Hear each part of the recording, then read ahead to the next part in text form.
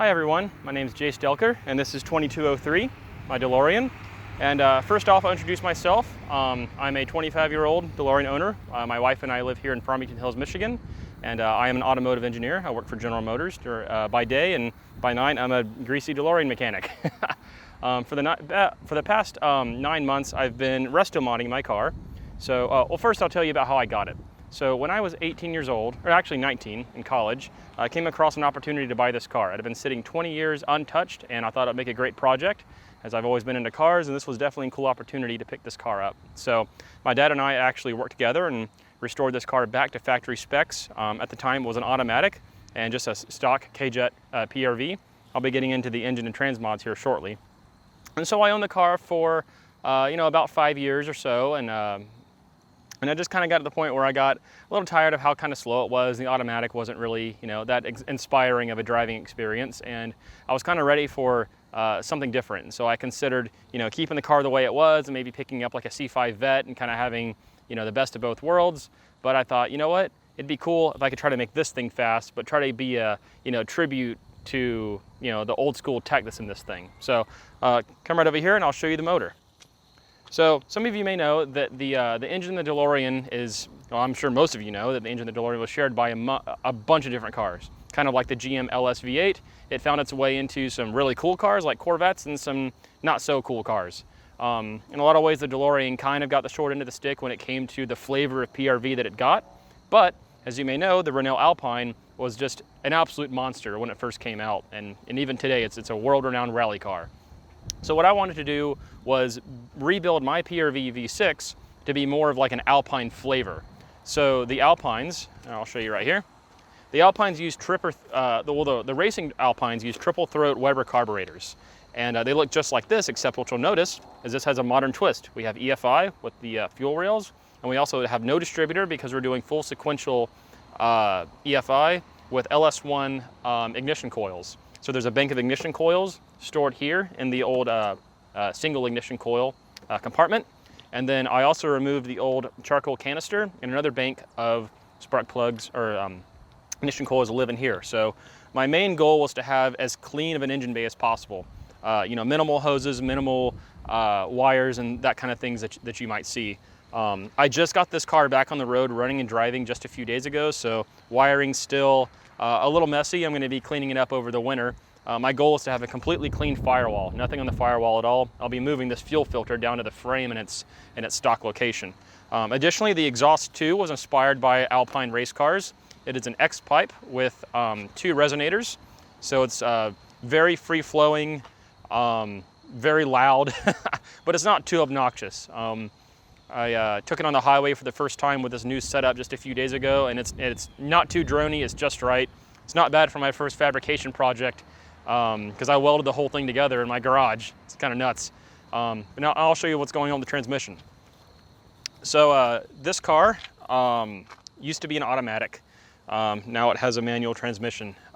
So the transmission I got from a friend named Max, who's actually converting his car to electric, and I bought his entire transmission, pedal box, shifter, the linkage, everything from him, and swapped it into my car, and then I subsequently sold my working automatic transmission to another owner in Boston, I believe. So that engine is now happy in someone else's, or that transmission is now happy in someone else's car. So for the future plans for this car, what I plan on doing is swapping out the stock seats and steering wheel for something a little bit more, early 1980s, late 70s GT style. So, those are just stock DeLorean seats and steering wheel. Now the wheel I'm going to be going with is actually a wheel from an Alpine. So this is an ISO Delta Alpine steering wheel, which will soon live in place of the original stock steering wheel. I'll be machining a custom adapter to be able to go into the stock splines in the shroud here in the steering column. Now the hard part about that is that the neck where the steering wheel goes into the shroud is so narrow. It's a lot narrower than most adapters you can get on the market. So it's going to be a little bit of machining involved in that, but there's been a fair amount of custom work on this car. Additionally, the seats, I'll be installing Recaro LX seats, and they were from an old Mark II GTI. So they're going to be recovered in kind of like a, classic style, and probably a similar black and gray kind of look. My goal with this car is to make it look or the engine aesthetics and the interior aesthetics to look consistent with early or late 70s, early 80s GT cars. The DeLorean was kind of more of a, if you're familiar with your car sewing, it's more of an more of like a sports luxury kind of segment. I'm trying to make it more like the Lambo, Ferrari, Lotus kind of archetype of the time, a little bit more aggressive.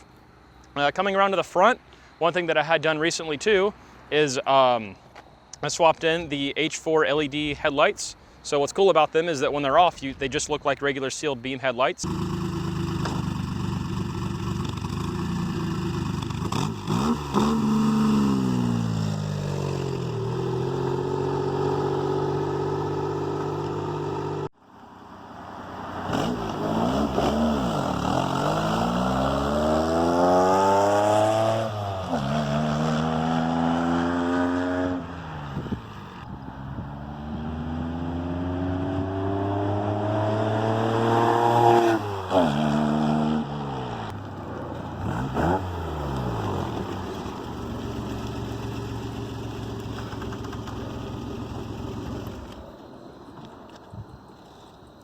Alright, so we're going to go back to the engine and give you a quick tour of that in more detail.